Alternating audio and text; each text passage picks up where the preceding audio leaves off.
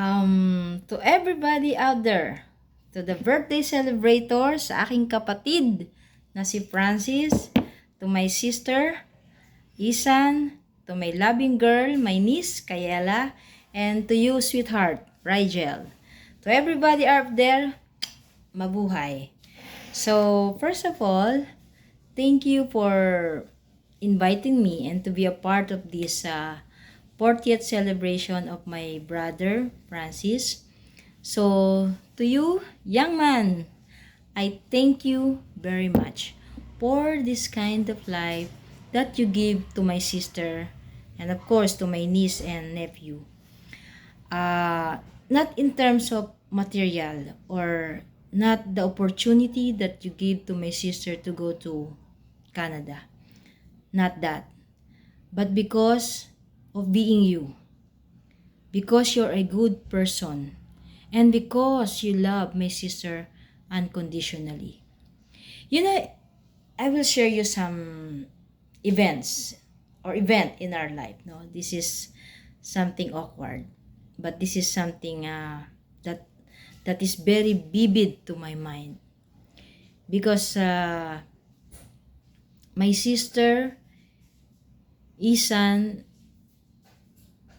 is very rare in telling me personal things about her, no, but we're close. We can talk about anything under the sun, but to tell a portion of her feelings, that is something different, no. So years ago, no, years ago, matagal na, there is just one morning, as if she only waited for me to open my eyes. I just woke up one morning.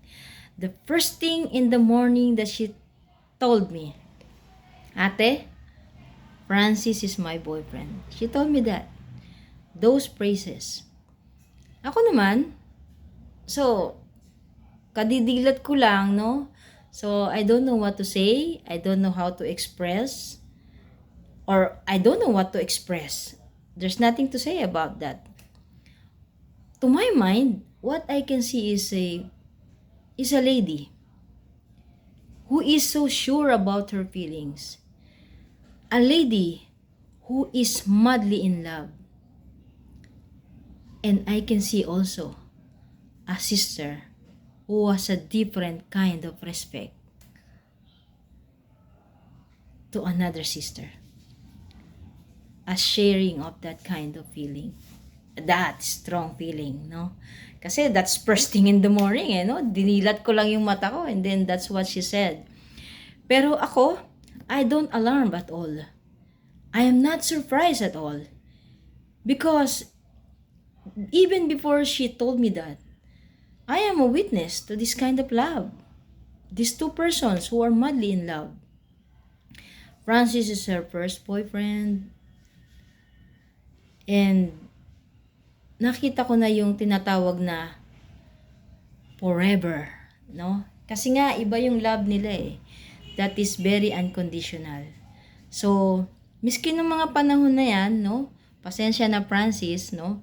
Wala pang gaanong pera yan si Francis eh.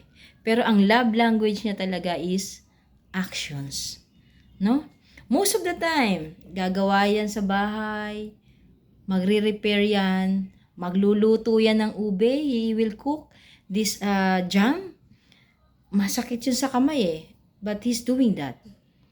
And then also, yung respeto niya sa aking magulang, sa aking mother, yung respeto niya sa aking mga kapatid, and also he is a very soft-spoken person. So, sabi ko sa sarili ko, what more can I wish for my sister than to have that kind of person that will love him, that will love her. So to you, Francis, thank you very much for being you, for being a good person, for being a God-fearing person, for being humble. I can see that, I can sense that. At alam mo pa kung ano gusto ko sa'yo, brother? Masaya ka kapag nakakatulong ka sa kapwa. I can sense that. That is a different kind of personality. So to you, for being a good person, brother, thank you very much. Happy 40th birthday. Enjoy that day. Sabi nga nila, life starts at 40. So enjoy it. Savor it. Hands up to you. Salute to you. Happy birthday, brother. I love you.